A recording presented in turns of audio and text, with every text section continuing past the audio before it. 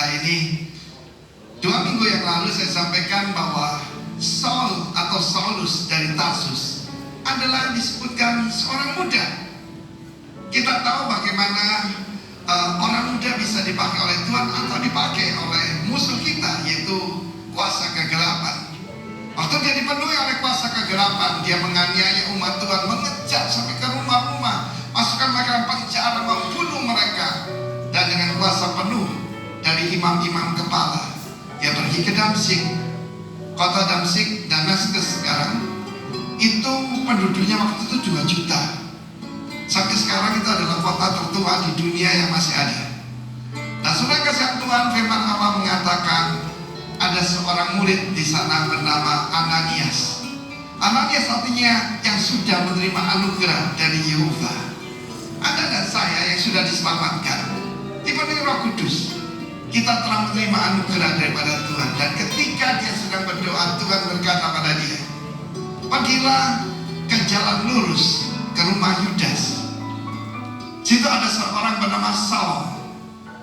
Dia sedang, yaitu dalam keadaan buta. Kamu ke sana.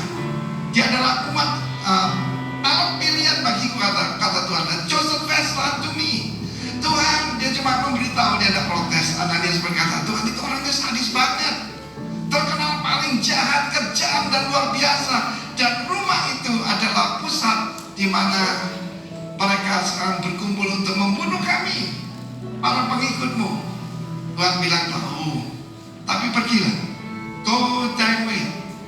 Dia adalah alat pilihan untuk memberitakan namaku kepada bangsa-bangsa lain, raja-raja. Tapi aku juga menunjukkan kepada dia berapa banyak penderitaan yang saya derita oleh karena namaku.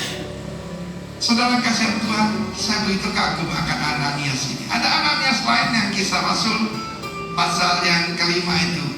Tapi yang ini, saudara, Daniel dilemparkan ke gua singa. Sadrak, Mesak, Abednego dilemparkan, yaitu perapian. Tetapi Ananias berjalan sendiri dan pergi ke situ.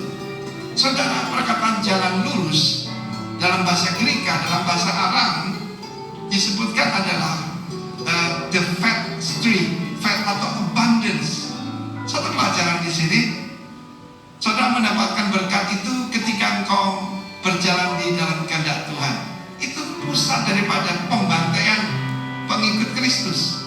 Dan Ananias pergi ke sana. Apa yang memberikan kekuatan pada dia? Perintah Tuhan itu memberikan anugerah. Dan jangan lupa, saudaraku, itu ternyata ada satu pelajaran. Jalan lurus, Kristus adalah jalan lurus itu adalah juga the street of abundance. Yesus menjanjikan hidup dengan segala kelimpahannya. Tetapi juga di situ adalah house of praise. Rumah pembantaian bisa menjadi rumah pujian. Perkataan pujian penting buat saya. Rumah saya Surabaya kemah pujian, ya. Lalu pelayanan di Surabaya itu Surabaya Presenter. Lalu kemudian di sini lembah pujian dan pasar. Lalu ada satu villa kecil, villa pujian. Karena saya tahu kuasanya. Di mana ada pujian, nama Tuhan dipermuliakan. Dia tumpang tangan atas Saul. Dan kalau kita dalam kehendak Tuhan, sesuatu skill yang dimatai lepas, selaput itu, dia melihat kembali. Dan firman Allah mengatakan dia dibaptis, langsung dipenuhi Roh Kudus, segera dia pergi ke rumah ibadat. Untuk apa? Memberitakan bahwa Yesus adalah Tuhan. Dan Saul si sadis ini menjadi the preacher of grace. Hari ini, saudaraku, dia dipakai Tuhan luar biasa. Saya percaya akan ada, yaitu Saulus-Saulus di Indonesia. Tetapi juga ada Ananias termasuk yang mendengarkan ini. Tuhan memberkati kita semua. Yang bangkit seperti Saul dari Tarsus dan Ananias dari Damaskus. God bless you. Amin.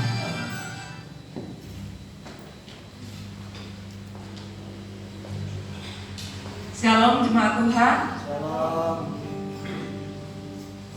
Sebelum kita mulai ibadah kita pagi hari ini, mari kita doa menyerahkan kepada Tuhan. Bapak, terima kasih untuk pagi hari yang indah ini Tuhan, untuk semua kasih karunia anugerah-Mu yang terus bekerja dalam kehidupan kami sampai dengan saat ini. Waktu pagi hari ini kami ingin mempersembahkan yang terbaik buat Tuhan, memuji, memuliakan nama-Mu. Kami percaya Tuhan hadir di tengah-tengah kami, Tuhan. Ada sukacita surga di tempat ini, Tuhan. Terima kasih Bapa di surga, biar nama-Mu ditinggikan melalui ibadah kami pagi hari ini. Dalam nama Tuhan Yesus. Amin. Sebab kita semua diberi kuasa dari Bapa.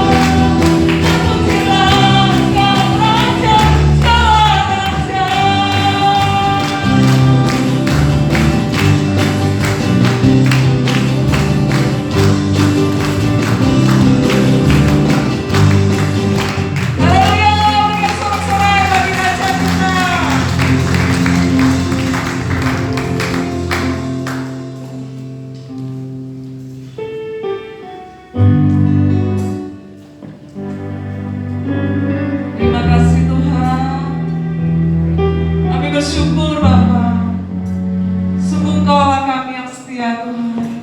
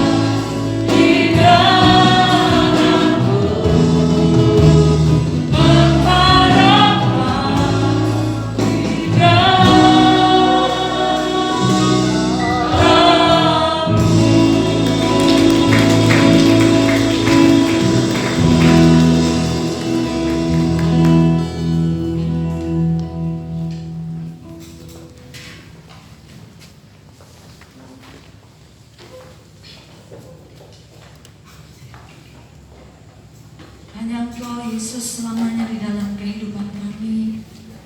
Tidak ada yang lain, hanya Engkau saja Tuhan yang kami inginkan. Pagi hari ini biar kami belajar akan kebenaran firman-Mu. Biar kebenaran firman-Mu mendewasakan kami. Gereja-Mu didewasakan untuk kami terus dikembangkan supaya kami mengalami kepenuhan Kristus. Kiranya Tuhan mengurapi hamba-Mu, biar apa yang hamba-Mu sampaikan tepat seperti apa yang Tuhan inginkan. Terima kasih Tuhan, di dalam nama Tuhan Yesus. Amin. Silakan Nini.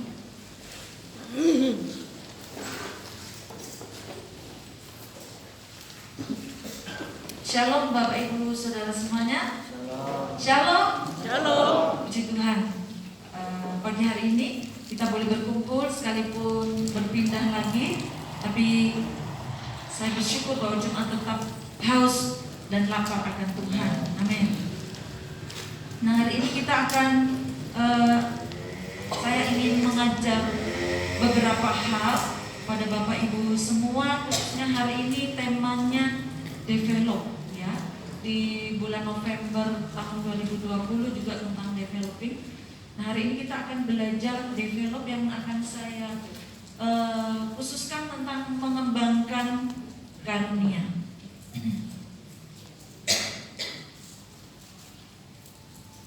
Ya, akronim dari develop, D, discovery, menemukan potensi diri, E, equip, memperlengkapi, V, value atau nilai, E, empower atau diberdayakan, L, lead, dilatih untuk memimpin, O, optimum atau optimalisasi ability, skill, dan knowledge, P, price, harga yang harus dibayar atau diterima. Jika gereja kita ingin mengalami kedewasaan di dalam Tuhan, bagaimana kita seluruh jemaat melalui KMKM mengembangkan setiap karunia-karunia yang Tuhan berikan. Saya ajak kita untuk membaca bersama-sama. 1, 2, 3. Layanilah seorang akan yang lain sesuai dengan karunia yang telah diperoleh tiap-tiap orang sebagai pengurus yang baik dari kasih karunia Allah. 2, 3. Jika ada orang yang berbicara, baiklah ia berbicara sebagai orang yang menyampaikan firman Allah. Jika ada orang yang melayani, baiklah ia melakukannya dengan kekuatan dan dengan anugerahkan Allah, supaya Allah dimuliakan dalam segala sesuatu, karena Yesus Kristus ialah yang mempunyai kemuliaan dan kuasa sampai selama-lamanya. Amin. Kita akan lihat terjemahan sederhana Indonesia. Sebagai tanda kebaikan hati Allah, kita masing-masing sudah menerima kemampuan. Karunia di sini dikatakan kemampuan yang berbeda-beda dari Roh Allah, dan semua kemampuan itu diberikan supaya kita saling melayani. Jadi kita masing-masing bertanggung jawab untuk memakai kemampuan itu dengan baik. Ayat yang ke-11. Jadi kalau kamu sudah diberi kemampuan untuk mengajar firman Tuhan atau menyampaikan berita dari Allah, hendaklah kamu berpikir seperti ini. Kata-kata yang aku sampaikan ini bukan berasal dari diriku, tetapi dari Allah. Kalau kamu sudah diberi kemampuan untuk melayani dengan cara lain, hendaklah kamu berpikir, aku bisa melayani hanya karena Allah yang memberikan kemampuan kepadaku. Dengan melakukan itu, Allah akan dimuliakan melalui segala sesuatu yang kita kerjakan, karena Kristus Yesus memberikan kemampuan itu kepada kita. Dialah yang berkuasa dan pantas untuk dipuji sampai selama-lamanya. Amin. Di sini kata karunia itu artinya kemampuan, bahwa setiap kita jemaat Tuhan itu diberi karunia atau kemampuan yang berbeda-beda, berbagai-bagai kemampuan. Karunia yang ada pada diri saya mungkin untuk menyampaikan firman Tuhan tidak sama mungkin dengan Bismuji yang di sana. Dia punya karunia yang lain. jika semua kita memahami karunia-karunia yang Tuhan berikan, gereja dan saling melayani, kita akan menjadi gereja yang dewasa. Amin. Kita akan belajar yang pertama, yaitu discovery, menemukan potensi diri di dalam Roma 12 ayat 6 sampai 8.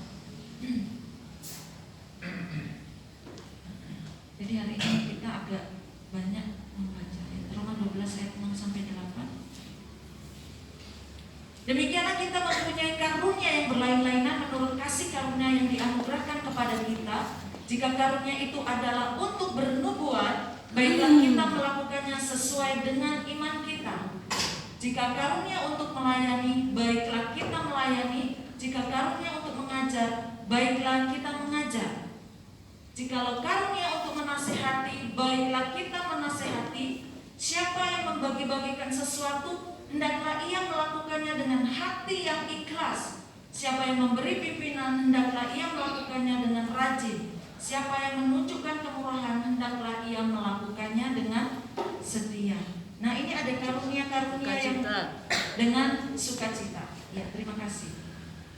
Kita kembali. Nah, ini ada 7 karunia berlainan ya, yang ada di dalam gereja Tuhan. Yang pertama, karunia bernubuat. Apa karunia bernubuat itu?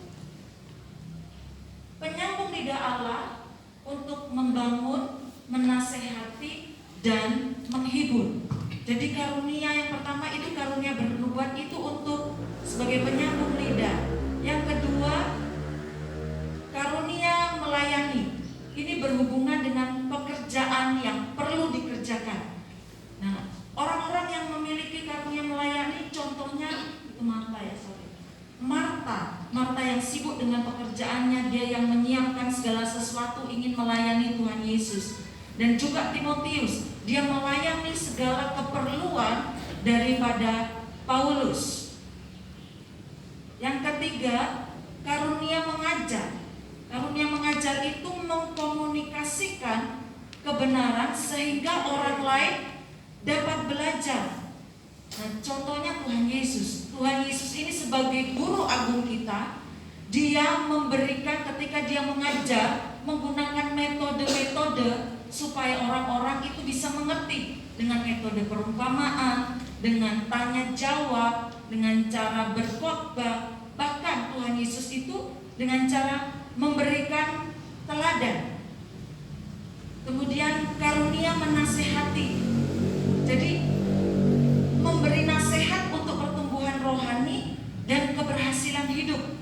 Itu contohnya Barnabas. Ya, Barnabas ini orang yang menasehati seseorang, bahkan menasehati murid-muridnya sehingga dia bertobat dan percaya kepada Yesus. Nah, kita harus mengetahui kita ini ada atau memiliki karunia yang mana. Kemudian ada yang kelima, karunia memberi. Karunia memberi itu suka membagi-bagikan sesuatu kepada orang lain. Nah, ini di dalam Alkitab. Jadi ketika orang yang suka memberi itu dia sangat senang. Ketika dengan memberi dia merasakan bahagia. Bahkan untuk melakukan pekerjaan pemberitaan Injil, dia melakukannya supaya Injil itu dapat diberitakan dengan baik. Dia dapat memberikan karunia memberi, suka membagikan. Contohnya di Alkitab adalah Abraham. Abraham ini diberkati oleh Tuhan. Ya, kekayaannya cukup banyak. Dia memberi kepada keponakannya yaitu Lot. Dia suruh memilih, Lot suruh memilih mana daerah yang subur. Kamu boleh dipilih. Dia memberikannya. Bahkan Abraham juga memberikan segalanya, miliknya yang berharga, yaitu anaknya. Ishak dipersembahkan kepada Tuhan. Ini Abraham memiliki karunia memberi. Yang keenam, karunia memimpin. Karunia memimpin itu kemampuan menentukan sasaran-sasaran yang sesuai dengan kehendak Allah dan mengkomunikasikan kepada orang orang lain untuk terlibat mencapai sasaran tersebut.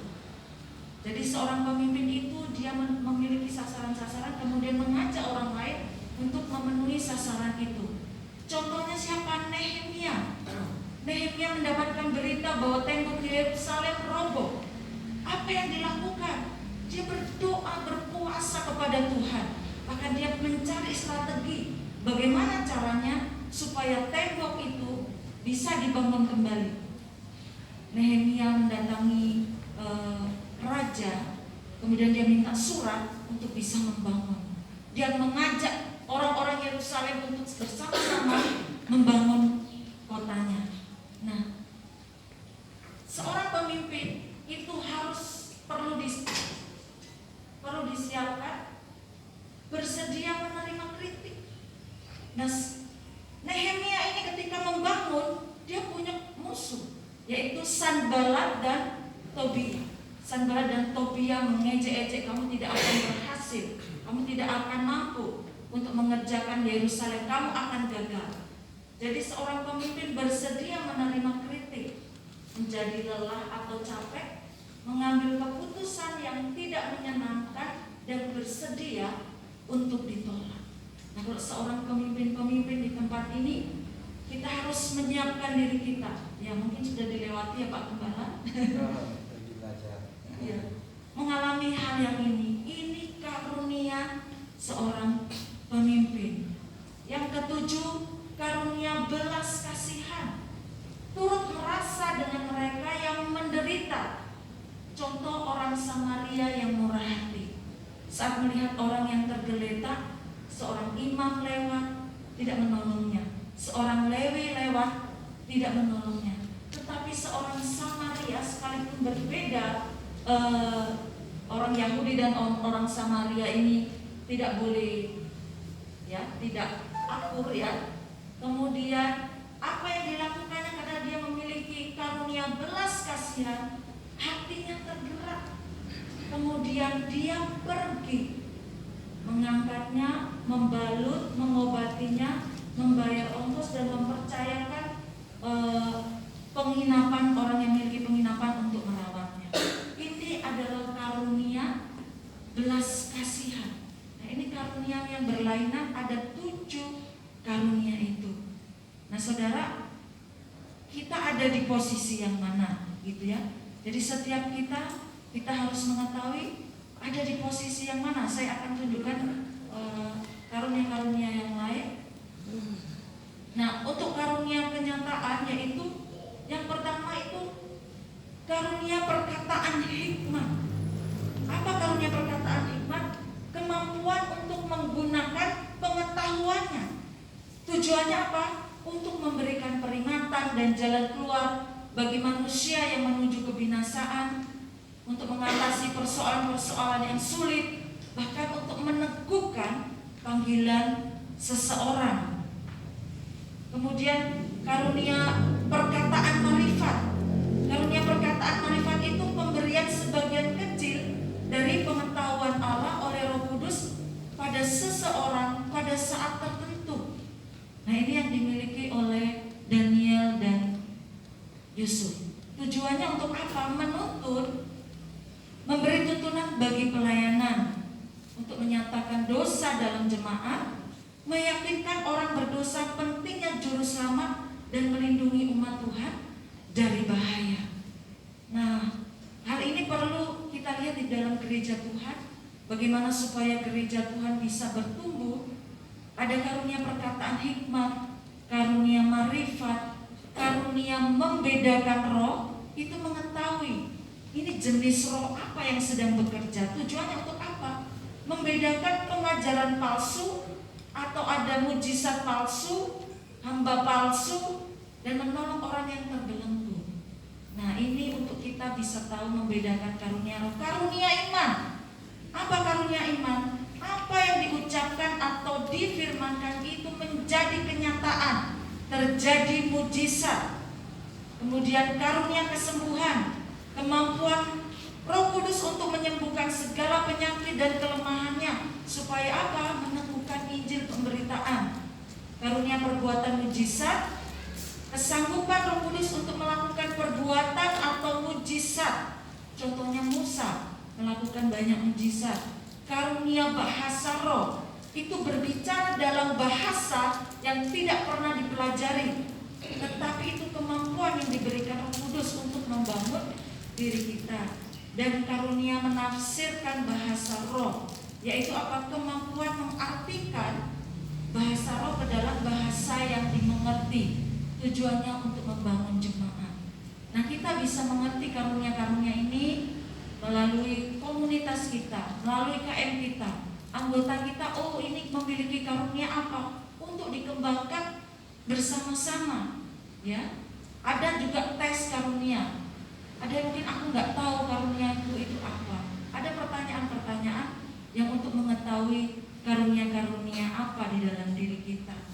Ya. Selanjutnya, ini yang kedua, equipping, memperlengkapi. Ya, jadi ada jabatan yaitu gembala, rasul, nabi, guru dan penginjil ini untuk memperlengkapi jemaat Tuhan supaya mengalami kedewasaan, mengalami kepenuhan Kristus. Bagaimana mereka menuju ke arah Kristus ya, semakin dewasa. Itu dengan karunia gembala. Gembala itu memberi makan, mengobati, mengasihi, membalut ya. Berat tugasnya gembala ini. Sangat berat ya, tidak mudah. Bahkan mengembalakan komsel yang kecil aja juga tidak mudah. Tapi ini jawatan yang dipakai oleh Tuhan untuk membangun jemaat Tuhan menjadi dewasa, untuk memperlengkapi di dalam Tuhan. Rasul itu seorang yang diutus oleh Allah untuk apa? Membuka sidang baru, artinya membuka gereja yang baru, memiliki beban bagi gereja Tuhan. Nah, ini seorang rasul. Dan nabi itu seorang penyambung lidah, tadi sudah dikatakan, untuk memperkatakan perkataan marifat, memiliki ketajaman mata untuk melihat, memberi dorongan bagi umat Tuhan, dan memberi peringatan umat Tuhan. Gereja membutuhkan kelima jawatan ini. Guru itu mengajarkan supaya mengerti kebenaran firman Tuhan. Penginjil memberitakan Injil. Nah, mari kita temukan di dalam diri kita, gereja Tuhan, kelima jawatan ini untuk memperlengkapi orang-orang supaya mengenal akan Tuhan. Nah, beberapa anak-anak roket yang akan dibaptis, sebelum dibaptis juga diperlengkapi ya, diajar supaya mereka mengalami kepenuhan Kristus. Dukung doa supaya anak-anak roket ini ketika menyerahkan diri untuk dibaptis, rencananya besok, biar mereka mengalami pertumbuhan, kedewasaan di dalam Tuhan. Nah, ini fungsinya 5 jawatan untuk saling memperlengkapi. Kemudian value, ya, ini nilai-nilai bagaimana yang dimiliki oleh gereja Tuhan, khususnya roh, yaitu light, ya, bersinar, bagaimana memiliki integritas, anugerah, kasih karunia, kerendahan hati dan kebenaran. Ini yang harus dimiliki nilai-nilai oleh gereja Tuhan. Bagaimana di dalam kehidupan sehari-hari, sudah gak kita memiliki nilai menjadi garam dan terang ketika kita ada di tempat kerja, ketika ada dimanapun? Apakah kita sudah memiliki integritas ketika kita melakukan sesuatu saat tidak dilihat orang? Kita memiliki integritas yang sungguh-sungguh, grace, memiliki anugerah, kerendahan hati dan kebenaran itu ada. Ya, pegang semua. Ya, empower atau diberdayakan. Ya, ini kita buka Amsal 22 ayat 6.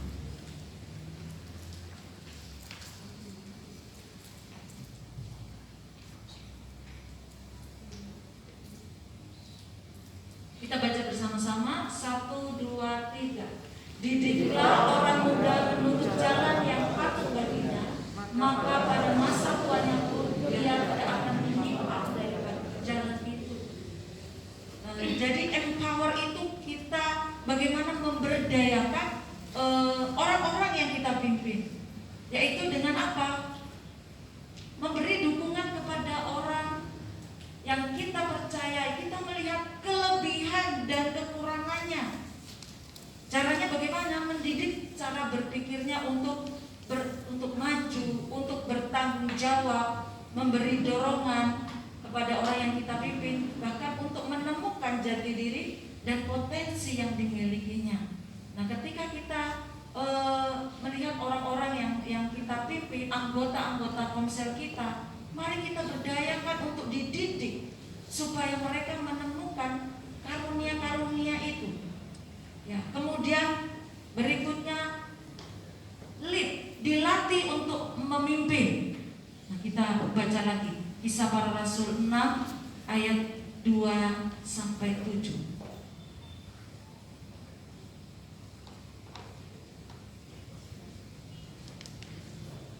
Kita lihat ini judul di teksnya itu 70 murid ya. Berhubung dengan itu, ke-12 rasul itu memanggil semua murid berkumpul dan berkata, "Kami tidak merasa puas karena kami melalaikan firman Allah." Kemudian, karena itu saudara-saudara, pilihlah 7 orang dari antaramu yang terkenal baik dan yang penuh roh dan hikmat, supaya kami mengangkat mereka untuk tugas itu. Ulang dari ayat 1.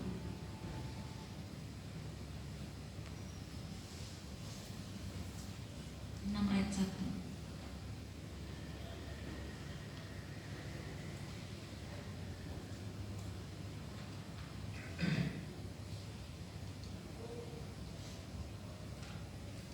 Pada masa itu ketika jumlah murid-murid makin bertambah, timbullah sungut-sungut di antara orang-orang Yahudi yang berbahasa Yunani terhadap orang-orang Ibrani, karena pembagian kepada janda-janda mereka diabaikan dalam pelayanan sehari-hari.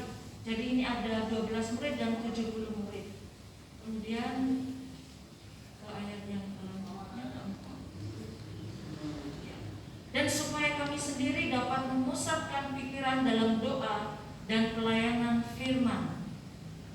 Usul itu diterima baik oleh seluruh jemaat. Lalu mereka memilih Stefanus, seorang yang penuh iman dan Roh Kudus, dan Filipus, Prokarus, Nikanor, Timon, Parmenas, dan Nikolaus, seorang penganut agama Yahudi dari Antioquia. Mereka itu dihadapkan kepada rasul-rasul. Lalu rasul-rasul itu pun berdoa dan meletakkan tangan di atas mereka. Firman Allah makin tersebar dan jumlah murid di Yerusalem makin bertambah banyak. Juga sejumlah besar imam menyerahkan diri dan percaya. Ya. Jadi ini adalah lead, artinya pendelegasian atau latihan untuk memimpin. Di 70 murid itu terjadi ya, sebelum didelegasikan terabaikan. Apa yang terabaikan? Pelayanan kepada janda-janda. Jadi hanya 12 murid, kemudian banyak pelayanan, akhirnya tidak maksimal. Kemudian dipilihlah 7 orang untuk memimpin dan didelegasikan. Nah, perlunya kita untuk dilatih untuk memimpin. Jadi jika ada anggota-anggota KM yang dilatih untuk memimpin, terima itu. Ayo, kita sedang belajar, sama-sama sedang belajar. Aku tidak bisa, aku tidak mampu. Tapi ayo belajar untuk memimpin. Nah, sebelum didelegasikan, itu pelayanan terhadap janda-janda terabaikan. Mengapa perlu didelegasikan? Supaya pelayanannya bisa maksimal. Ketika melahirkan pemimpin-pemimpin yang baru, akibatnya apa? Firman Tuhan tersiar dan makin bertambah jumlah orang yang percaya. Siap untuk menjadi pemimpin? Susah ya, jadi pemimpin tidak enak. Karena itu tadi ya, harus siap. Tapi ketika kita ingin mengalami pertambahan jiwa-jiwa, ketika kita ingin mengalami perluasan kerinduannya 400 jiwa-jiwa, muncullah orang-orang yang di tempat ini untuk memimpin.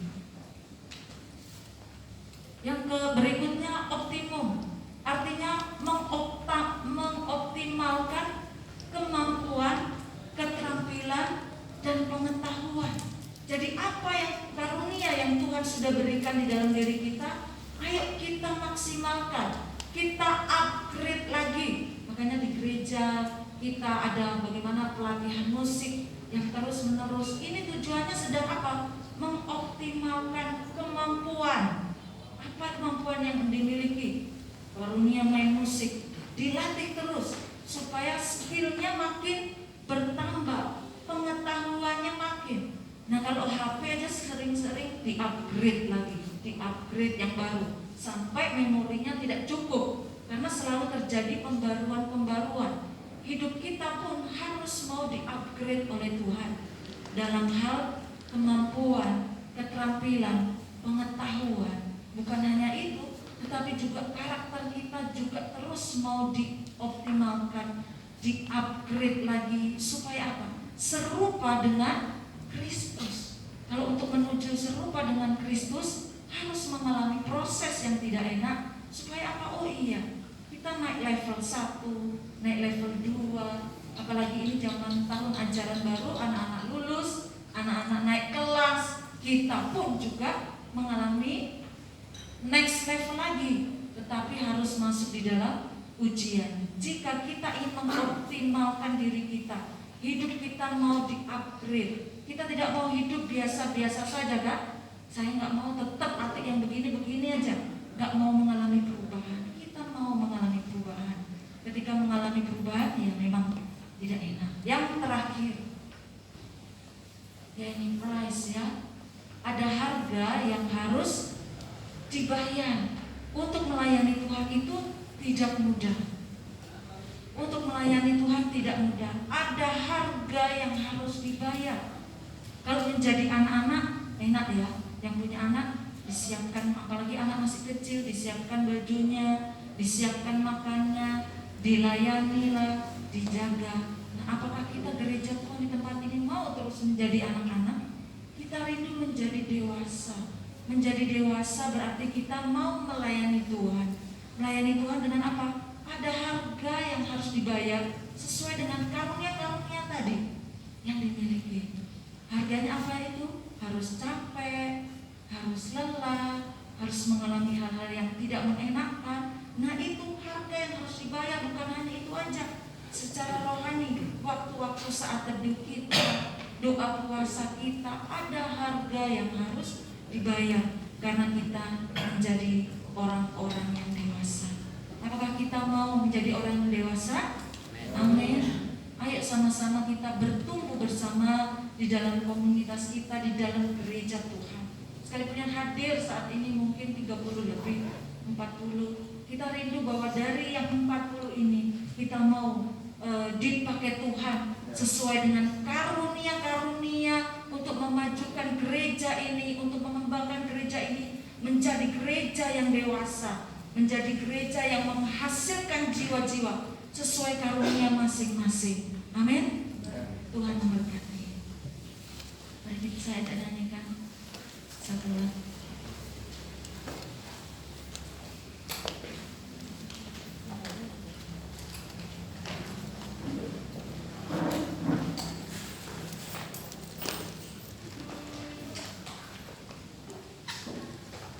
Mengiringmu seumur hidup.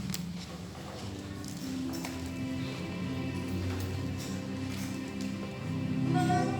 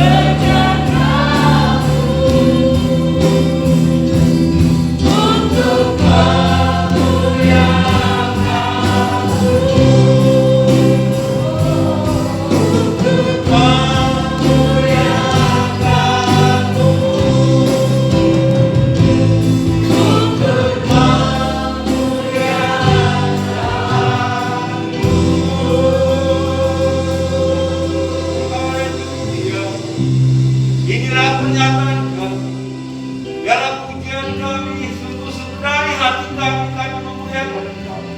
Sebab kami semua adalah murid-murid-Mu. Kami bersyukur firman-Mu terus mengajar kami agar kami tetap tenggelam dalam hadirat-Mu.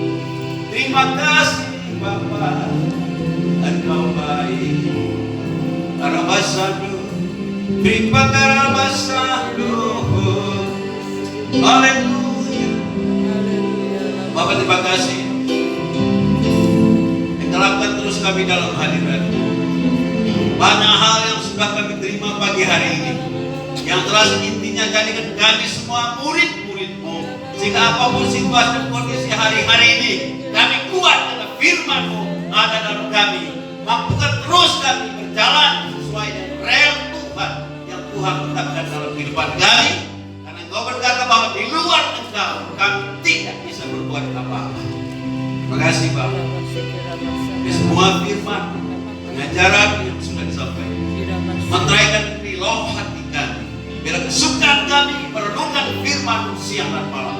Sehingga apapun situasi, bersama-Mu kami bisa mengatasi semuanya. Terima kasih Bapak di surga. Kami bersyukur pada jamaah-Mu, bis hati yang sudah menyampaikannya. Dan berkati kami semua. Karena firman-Mu lah yang memampukan kami hidup sampai hari ini. Dan kami perjamuan kudus syukur dan karam. Saudara mungkin ada yang di atas Bapak Ibu yang belum terima, supaya kami bisa melayani Bapak Ibu. Ada semua?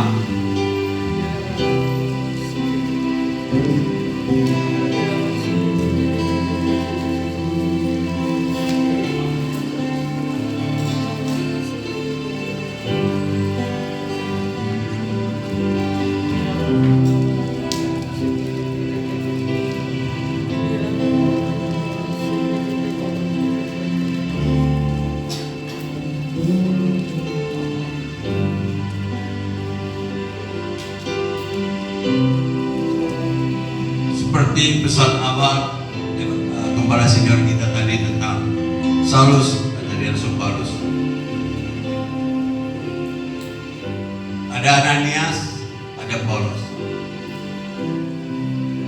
Saya merenungkan tadi firman Tuhan mengajar begitu lebih dalam. Salah satu yang menjadi tema yang terus bicara di tugas saya dan bicara lain, integritas, hati dan perkataan dan action atau tindakan dituntut adalah harus sama. Itulah integritas, bicara kejujuran. Haleluya.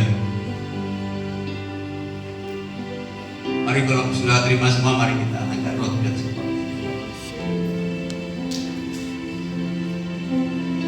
Sebab apa yang telah kuteruskan kepadamu telah aku terima dari Tuhan, yaitu bahwa Tuhan Yesus pada malam waktu Ia diserahkan mengambil roti, dan setelah itu Ia mengucap syukur atasnya.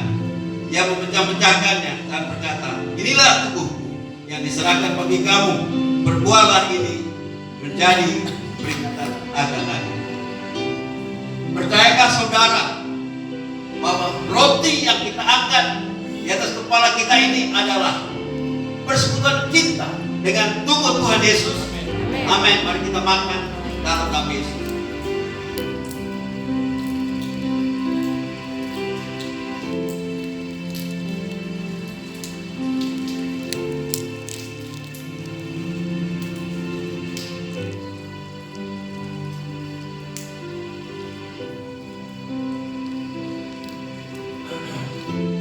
Mari kita angkat cawan dan sekepala kita. Demikian juga Ia mengambil cawan sudah makan lalu berkata, cawan ini adalah perjanjian baru yang dimeteraikan oleh darah. Berbuatlah ini setiap kali kamu meminumnya menjadi peringatan akan aku. Haleluya. Saudara yang kasih dalam Tuhan, bukankah cawan yang kita angkat di atas kepala kita ini adalah merupakan persekutuan intim dengan darah Yesus Kristus Tuhan? Amin. Mari kita minum dalam nama Yesus.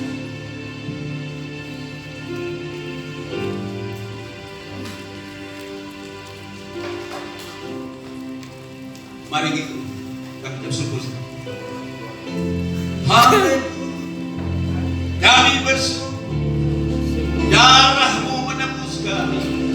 Kami bersyukur darah-Mu menyembuhkan sakit penyakit. Kami bersyukur darah-Mu memprotek kami siang dan malam. Kerana berseru angkat suaramu, bebaskan roh Tuhan. Tangankan semua beban kita apa yang terjadi di harian kemarin sampai jam dan hari ini adakan hati kerja pada Tuhan.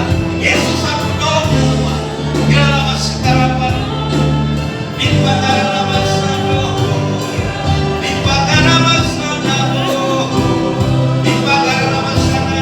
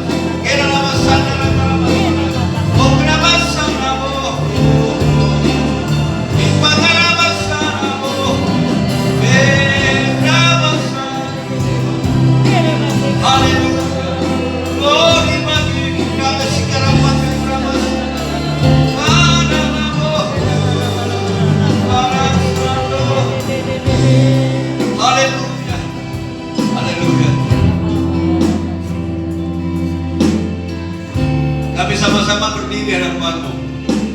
Ini kami umat pilihan-Mu di kota Subang. Kami berdiri di hadapan Tuhan. Kami mau berdoa buat bangsa dan negara kami. Telinga kami memang mendengar informasi-informasi yang tidak membangun buat kehidupan manusia, yang menakutkan. Oh Tuhan, kami mohon belas kasihan-Mu. Kami mohon belas kasihan. Haleluya. Buka terus telinga kami para umat-Mu, baik kami di kota Sumbawa, bahkan di kota-kota lain di negeri ini, di 34 provinsi. Kami mohon kehadiran-Mu Tuhan. Lawan bangsa kami, hati kami semua umat pilihan bangsa ini, bahkan seluruh masyarakat Indonesia. Kuat dan teguhkan hati kami. Kami tetap tahu bahwa Engkau Tuhan yang maha kuasa, yang berkuasa di surga, yang berkuasa di bumi, bagai bawah bumi, dalam Yesus Kristus Tuhan, sanggup memulihkan keadaan ini. Segala berita-berita negatif yang datang yang bukan dari Tuhan, kami tolak, kami hardik dalam nama Yesus. Dalam nama Yesus, berita-berita hoax, kami tolak, kami juga semua kekuatan itu dalam nama Yesus. Oleh sebab itu, biar kami semua umat pilihan-Mu, masyarakat Indonesia tetap percaya bahwa bangsa Tuhan yang maha kuasa. Allah yang maha kuasa itulah yang memampukan kami berdiri di bangsa ini. Hanya Engkaulah yang sanggup menjawab doa-doa kami, para umat pilihan bangsa. Berganti pemerintah kami, Bapak Presiden kami, bahkan di 34 provinsi, sampai seluruh RT/RW. Tuhan berkati mereka, beri mereka hikmat agar apa yang mereka sampaikan sungguh-sungguh membangun masyarakat Indonesia. Setiap roh perbedaan, kritikan yang tidak membangun, kami tolak, kami hardik semua dalam nama Yesus. Ini kan Tuhan pilihan-Mu di hadapan Tuhan. Kami percaya Tuhan, mata-Mu tertuju buat bangsa kami. Belas kasihan-Mu nyata buat bangsa kami. Karena ada hamba Tuhan, ada anak-anak Tuhan terus berdiri antara Engkau Tuhan Yesus dan dunia ini. Dan kami percaya tangan-Mu tidak kurang panjang menyelamatkan semua umat-Mu. Tangan-Mu tidak kurang panjang memulaikan semua, memberkati kami semuanya.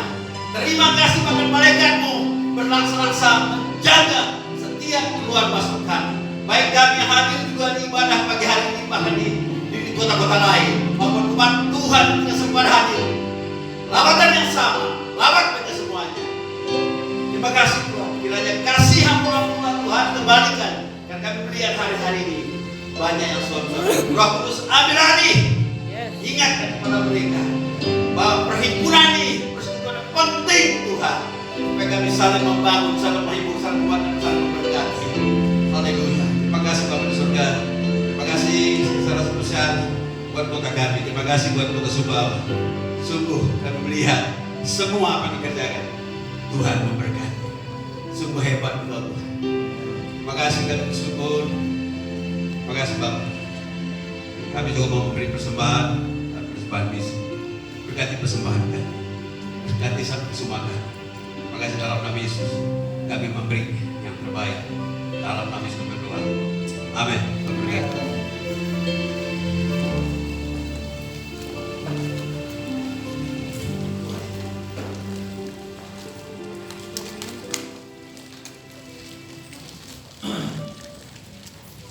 Bapak Ibu saudara-saudara yang berbahagia. Pengumuman singkat itu hari ini ya, untuk minggu depan kita akan melaksanakan ibadah tetap di tempat ini. Jamnya tetap jam 8 pagi. Sekali lagi kita akan melakukan ibadah minggu depan di Aula Hotel Kampolani pada pukul 8 pagi. Terima kasih dan selamat datang buat Ibu Sari berkunjung kembali di Sumbawa. Bisa dihubungkan kembali Tuhan Yesus memberkati. Mari saya undang kita semua bangkit berdiri.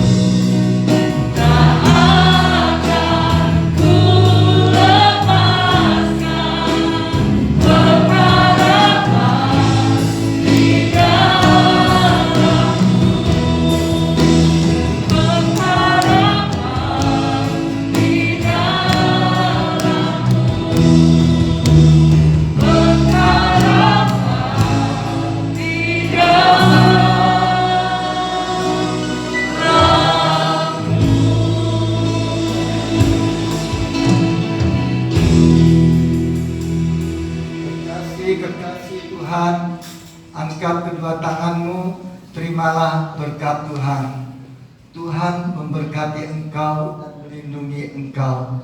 Tuhan menyinari engkau dengan wajah-Nya dan memberi engkau kasih karunia. Dan Tuhan menghadapkan wajah-Nya kepadamu dan memberi engkau damai sejahtera. Damai sejahtera Allah yang melampaui segala akal akan menjaga hati dan pikiranmu dalam Kristus Yesus Tuhan. Semuanya ini diberikan oleh Allah Bapa, Putra dan Roh Kudus, yaitu Tuhan Yesus Kristus, mulai saat ini sampai tata-tata, bahkan sampai selama-lamanya. Semua yang percaya dan yang sudah diberkati sama-sama katakan amin. Tuhan Yesus memberkati.